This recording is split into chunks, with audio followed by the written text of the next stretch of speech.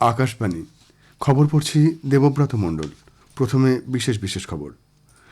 লোকসভায় আগামীকাল বন্দে মাতরমের ১৫০তম বার্ষিকী নিয়ে একটি বিশেষ আলোচনা শুরু হবে। প্রধানমন্ত্রী নরেন্দ্র মোদী এই বিতর্কের সূচনা করবেন। উপরাষ্ট্রপতি, প্রধানমন্ত্রী এবং প্রতিরক্ষামন্ত্রী আজ সশস্ত্র বাহিনীর পতাকা দিবস উপলক্ষে এই তহবিলে সাহায্য করার জন্য নাগরিকদের অনুরোধ জানিয়েছেন। গোয়ার আরপোড়ায় নাইট ক্লাবে ভয়াবহ অগ্নিকাণ্ডে নিহত ২৫ জনের সবকটি দেহ উদ্ধার করা হয়েছে, আহত হয়েছেন ৬ জন। ওয়াকফ সম্পত্তি ব্যবস্থাপনার জন্য উমিদ কেন্দ্রীয় পোর্টালটি এই মাসের ৬ তারিখে আপলোডের জন্য সরকারিভাবে বন্ধ করে দেওয়া হয়েছে।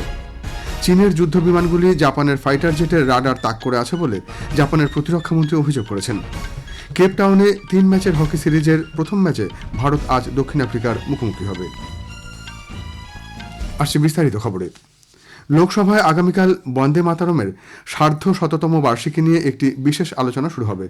সরকারি সূত্রে খবর, প্রধানমন্ত্রী নরেন্দ্র মোদী বিতর্কের সূচনা করবেন। সংসদ বিষয়ক মন্ত্রী কিরেন রিজিজু গত সপ্তাহে সংবাদ মাধ্যমে জানিয়েছেন, বেলা ১২টায় দিনভর এই আলোচনার সূত্রপাত শুরু হবে। We all agreed that there will be a special discussion on 150th anniversary of national song Vande Mataram on Monday. And it was also agreed that on Tuesday, the 9th December, there will be discussion on election reform. And my special appeal to all the members, especially the opposition party members, cooperate fully with the decision taken. লোকসভার অধ্যক্ষ ওম বিড়লা পৌরোহিত্যে সর্বদলীয় বৈঠকেও এও স্থির হয়েছে ৮ই December বন্দে মাতরম নিয়ে আলোচনা হবে। নির্বাচনী সংস্কার নিয়ে আলোচনা হবে ৯ই ডিসেম্বর। আজ সশস্ত্র বাহিনীর পতাকা দিবস।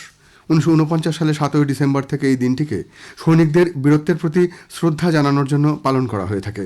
সশস্ত্র বাহিনীর পতাকা দিবস উপলক্ষে উপরাষ্ট্রপতি সিপি রাধাকৃষ্ণন আজ সশস্ত্র বাহিনী পতাকা দিবস তহবিলে তার ১ মাসের পুরো বেতন দান করেছেন। একটি সোশ্যাল মিডিয়া পোস্টে উপরাষ্ট্রপতি সব নাগরিককে সশস্ত্র বাহিনী পতাকা দিবস তহবিলে স্বেচ্ছায় অনুদান দিয়ে সেনা, শহীদ জওয়ান এবং তাদের পরিবারের সঙ্গে সংহতি প্রকাশ করার আবেদন জানিয়েছেন। এই উপলক্ষে আজ প্রধানমন্ত্রী নরেন্দ্র মোদী বলেছেন, তারা বরাবর নির্ভীক চিত্তে দেশকে রক্ষা করে আসছেন। একটি সোশ্যাল মিডিয়া পোস্টে শ্রী মোদী জানান, তাদের শৃঙ্খলা, সংকল্প এবং অদম্য চেতনা জাতিকে শক্তিশালী করে। তিনি আরও বলেন, দেশ রক্ষায় তাদের অবিচল প্রতিশ্রুতি, কর্তব্য, শৃঙ্খলা এবং নিষ্ঠার এক উদাহরণ। বাহিনীর পতাকা দিবস উপলক্ষে প্রধানমন্ত্রী নাগরিকদের এই তহবিলে অবদান রাখতে উৎসাহিত করেছেন। প্রতিরক্ষামন্ত্রী রাজনাথ সিং সেনাদের শৌর্য ও আত্মত্যাগের প্রতি গভীর শ্রদ্ধা জানিয়েছেন। এই উপলক্ষে তিনি দেশবাসীকে সশস্ত্র বাহিনী তহবিলে মুক্ত হস্তে দান করার আহ্বান জানান। সশস্ত্র বাহিনী পতাকা দিবসে chief of defence staff general Anil Chauhan আজ ভারতীয় সশস্ত্র বাহিনী সকলকে শুভেচ্ছা জানিয়েছেন। তিনি ভারতের প্রতিরক্ষা ব্যবস্থা এবং জাতীয় নিরাপত্তায় তাদের অদম্য মনোভাব এবং স্থায়ী অবদানের স্বীকৃতি দিয়েছেন। তিনি দেশের সব সীমান্ত জুড়ে জাতির সার্বভৌমত্ব রক্ষায় স্থল, নৌ ও বায়ুসেনার অটল প্রতিশ্রুতি, বীরত্ব, নিষ্ঠা এবং ত্যাগের প্রতি শ্রদ্ধা জানিয়েছেন। গোয়ার আরপোড়া একটি নাইট ক্লাবে ভয়াবহ অগ্নিকাণ্ডে অন্তত ২৫ জনের মৃত্যু হয়েছে। নিহতদের মধ্যে অধিকাংশই ক্লাবের কর্মী এবং ৪ জন পর্যটক। গতরাতে সিলিন্ডার বিস্ফোরণ থেকে আগুনের সূত্রপাত বলে মনে করা হচ্ছে। দমকল ও পুলিশ দ্রুত ঘটনাস্থলে পৌঁছে আগুন নিয়ন্ত্রণে আনে। এই ঘটনায় ৬ জন আহত হয়েছেন। মুখ্যমন্ত্রী প্রমোদ সাওয়ান্ত ঘটনাস্থল পরিদর্শন করে জানান, অধিকাংশের মৃত্যু হয়েছে শ্বাসরোধের কারণে। বাধ্যতামূলক অগ্নি নিরাপত্তা নিয়ম এই ক্লাবে মানা হয়নি বলেও তিনি জানান। দোষীদের বিরুদ্ধে কঠোর ব্যবস্থা নেওয়ার তিনি আশ্বাস দিয়েছেন। এদিকে গোয়া পুলিশের মহানির্দেশক অলোক কুমার জানিয়েছেন যে পুলিশ, দমকল ও অ্যাম্বুলেন্স দ্রুত ঘটনাস্থলে পৌঁছে উপযুক্ত ব্যবস্থা নেয়। আগুন এখন নিয়ন্ত্রণে, সবকটি মৃতদেহ উদ্ধার করা হয়েছে। রাষ্ট্রপতি দ্রৌপদী মুর্মু, উপরাষ্ট্রপতি সিপি রাধাকৃষ্ণন, প্রধানমন্ত্রী নরেন্দ্র মোদী উত্তর গোয়ায় এই অগ্নিকাণ্ডে গভীর শোক ব্যক্ত করেছেন এবং আহতদের দ্রুত আরোগ্য কামনা করেছেন। সামাজিক মাধ্যমে একটি পোস্টে রাষ্ট্রপতি নিহতদের পরিবারগুলির প্রতি আন্তরিক সমবেদনা জানিয়েছেন। উপরাষ্ট্রপতি সিপি রাধাকৃষ্ণন গোয়ার আরপোড়ায় শোকসন্তপ্ত পরিবারগুলির প্রতি সমবেদনা জানান। সোশ্যাল মিডিয়া এক পোস্টে উপরাষ্ট্রপতি বলেছেন, মর্মান্তিক অগ্নিকাণ্ডে প্রাণহানির ঘটনায় তিনি গভীরভাবে শোকাহত। প্রধানমন্ত্রী নরেন্দ্র মোদী বলেছেন, এই ঘটনায় তিনি মর্মাহত। তিনি গতকালই গোয়ার মুখ্যমন্ত্রী ডক্টর প্রমোদ সাওয়ান্তের সঙ্গে পরিস্থিতি নিয়ে কথাবার্তা বলেছেন। নিহতদের এককালীন ২ লক্ষ টাকা ও আহতদের ৫০,০০০ টাকা সহায়তা ঘোষণা করেছেন প্রধানমন্ত্রী। স্বরাষ্ট্রমন্ত্রী অমিত শাহ, প্রতিরক্ষামন্ত্রী রাজনাথ সিং এবং স্বাস্থ্যমন্ত্রী জগৎ প্রকাশ নাড্ডাও গোয়ার আরপোড়ায় প্রাণহানির ঘটনায় গভীর শোক প্রকাশ করেছেন। খবর শুনছেন আকাশবাণী থেকে। আমাদের সংবাদ শোনা যাবে ইউটিউব চ্যানেল আকাশবাণী সংবাদ বাংলা, ফেসবুক ও ইনস্টাগ্রাম আকাশবাণী সংবাদ কলকাতা এবং এক্স হ্যান্ডেল এআই নিউজ কলকাতাতে। ওয়াকফ সম্পত্তি পরিচালনার জন্য উমিদ কেন্দ্রীয় পোর্টালটি এ মাসের 6 তারিখে আপলোডের জন্য সরকারিভাবে বন্ধ করে দেওয়া হয়েছে। সংখ্যালঘু বিষয়ক মন্ত্রক জানিয়েছে যে উমিদ আইন 1995 এবং সুপ্রিম কোর্টের স্পষ্ট নির্দেশ অনুসারে পোর্টালটি তার 6 মাসের সময়সীমা শেষ করেছে। মন্ত্রক উল্লেখ করেছে যে 2,13,000-এরও বেশি সম্পত্তি নির্মাতারা জমা দিয়েছেন এবং যাচাইয়ের সময় 10,869টি সম্পত্তি বাতিল করা হয়েছে। অনেক পর্যালোচনা সভা, প্রশিক্ষণ কর্মশালা এবং সচিব পর্যায়ে উচ্চস্তরের হস্তক্ষেপ প্রক্রিয়াটিতে নতুন গতি সঞ্চার করেছে, যার ফলে শেষ ঘণ্টাগুলিতে আপলোডের পরিমাণ বেড়েছে। এই বিশাল কর্মসূচিকে সফল করার জন্য সংখ্যালঘু বিষয়ক মন্ত্রক, রাজ্য ও কেন্দ্রশাসিত অঞ্চল ওয়াকফ বোর্ড এবং সংখ্যালঘু বিভাগগুলির সাথে ধারাবাহিক কর্মশালা এবং প্রশিক্ষণ অধিবেশন পরিচালনা করেছে। এতে জানানো হয়েছে যে ওয়াকফ বোর্ড এবং রাজ্য ও কেন্দ্রশাসিত অঞ্চলের কর্মকর্তাদের আপলোডিং প্রক্রিয়ার জন্য হাতে কলমে প্রশিক্ষণের মাধ্যমে দিল্লিতে 2 দিনের একটি মাস্টার ট্রেনার কর্মশালাও অনুষ্ঠিত হয়।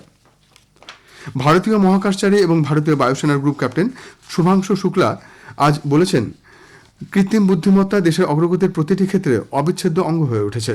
নতুন দিল্লিতে ভারতের প্রথম শহরকেন্দ্রিক AI innovation engine Delhi AI ground শীর্ষক একটি অনুষ্ঠানে ভাষণে শ্রী শুক্লা উল্লেখ করেন, কৃত্রিম মেধা এখন সব ক্ষেত্রেই ব্যবহার করা হচ্ছে। তিনি আরও বলেন, 2047 সালের মধ্যে বিকশিত ভারতের স্বপ্ন সাকার করে তুলতে 2047-এর স্বপ্ন পূরণ করতে এআইকে আরও বিস্তৃত ক্ষেত্রে ব্যবহার করতে হবে। AI is a tool to do things, tool to accomplish things, whether it is earth observation, whether it is conducting science on station, whether it is reducing the workload on the astronauts. Everywhere AI is being used extensively now. India should be second to none in application of advanced technologies for the benefit of society. And I think this is where we are standing even today. কলকাতায় আজ 5 লক্ষ কণ্ঠে গীতা পাঠের অনুষ্ঠান শুরু হয়েছে। সনাতন সংস্কৃতি সাংসদের উদ্যোগে ব্রিগেড প্যারেড গ্রাউন্ডে প্রদীপ প্রজ্বলনের মধ্য দিয়ে মূল অনুষ্ঠানের সূচনা হয়। গীতা পাঠের আগে বেদ পাঠের আয়োজন করা হয়। এরপর ধর্মীয় ভক্তিগীতি শোভাযাত্রার পর মঞ্চে ভগবদ্গীতার প্রতিষ্ঠা ও আরতি করা হয়। সাধু সন্তদের প্রবচনের পর গীতা পাঠ শুরু হয়। প্রথম, নবম ও শেষ তথা অষ্টাদশ অধ্যায় সমবেত কণ্ঠে পাঠ করা হবে আজকের অনুষ্ঠানে। এই উপলক্ষে 3টি মঞ্চ গড়ে তোলা হয়েছে। মূল পার্থসারথী মঞ্চে 150 সাধুসন্ত উপস্থিত রয়েছেন। চৈতন্য মহাপ্রভু মঞ্চ ও শঙ্করাচার্য মঞ্চে অন্যান্য সাধুসন্তরা রয়েছেন। কেন্দ্রীয় প্রতিমন্ত্রী সুকান্ত মজুমদার, বিরোধী দলনেতা শুভেন্দু অধিকারী সহ বিজেপির রাজ্য নেতৃত্ব অনুষ্ঠানে উপস্থিত রয়েছেন। জাপানের প্রতিরক্ষা মন্ত্রী শিনজিরো কোইজুমি অভিযোগ করেছেন, চীনের বায়ুসেনার বিমানগুলি তাদের অগ্নি নিয়ন্ত্রক রেডারকে জাপানের যুদ্ধ বিমানগুলিকে লক্ষ্য করে তাক করার নির্দেশ দিয়েছে। জাপানের প্রতিরক্ষা মন্ত্রক বলেছে, ওকিনাওয়া দ্বীপের কাছে আন্তর্জাতিক জলসীমার উপরে গত সন্ধ্যায় 2 বার জাপানি F-15 জঙ্গি বিমানকে টার্গেট করেছিল চীনের সামরিক বিমান। জাপান চীনের কাছে এই ঘটনার বিরুদ্ধে প্রতিবাদ জানিয়েছে বলে শ্রী কোইজুমি উল্লেখ করেন। জাপানের প্রধানমন্ত্রী সানে তাকাইচি এর আগে ঘোষণা করেন, তাদের নিরাপত্তার হুমকি ঘটলে তাইওয়ানের বিরুদ্ধে চীনা সামগ্রী তৎপরতা বিষয়ে টোকিও পদক্ষেপ করতে পারে। এই ঘটনার পরেই চীন এবং জাপানের মধ্যে সম্পর্কের অবনতি ঘটেছে। দক্ষিণ আফ্রিকার প্রিটোরিয়া শহরে লাইসেন্সবিহীন একটি বারে গুলি চালানোর ঘটনায় কয়েকজন শিশুসহ 11 জন নিহত হয়েছেন, আহত 14। পুলিশ জানিয়েছে, ভোর 4:15 নাগাদ কমপক্ষে 3 জন বন্দুকধারী ওই বারে প্রবেশ করে এবং নির্বিচারে গুলি চালাতে শুরু করে। ঘটনাস্থলে 10 জন মারা যান। গুরুতর আহতদের হাসপাতালে নিয়ে যাওয়া হলে চিকিৎসাধীন অবস্থায় আরও 2 জনের মৃত্যু হয়। ঘটনার কারণ এখনও স্পষ্ট নয়। নেপালে 5 লক্ষ টাকার বেশি লেনদেন করতে গেলে বাধ্যতামূলকভাবে ব্যাংকিং ব্যবস্থা ব্যবহার করতে হবে বলে সরকার নির্দেশ দিয়েছে। সে দেশের সরকারের মুখপাত্র এবং নেপালের তথ্য ও যোগাযোগ মন্ত্রী জগদীশ খারেল বলেছেন, নেপালকে আন্তর্জাতিক অর্থ পাচার বিরোধী মানদণ্ডের সঙ্গে সঙ্গতি রেখে দেশটিকে ফিনান্সিয়াল অ্যাকশন টাস্কফোর্সের গ্রে লিস্টে অন্তর্ভুক্ত করা এড়াতে এই পদক্ষেপ নেওয়া হয়েছে। কেপটাউনের স্টেলনবসে 3 ম্যাচের হকি সিরিজে প্রথম গেমে আজ ভারত আজ দক্ষিণ আফ্রিকার মুখোমুখি হবে। খেলা শুরু হবে ভারতীয় সময় রাত 8:30টায়। পুরুষদের হকিতে বিশ্বের ক্রমতালিকায় ভারতের স্থান 7ম, দক্ষিণ আফ্রিকা 12-এ। গোয়ার ফতর্দা স্টেডিয়ামে আজ সুপার কাপ ফুটবলের ফাইনালে ইস্টবেঙ্গল FC গড় মুখোমুখি হবে। খেলা শুরু হবে সন্ধে 7:30টায়। শেষ করার আগে বিশেষ খবর আরেকবার।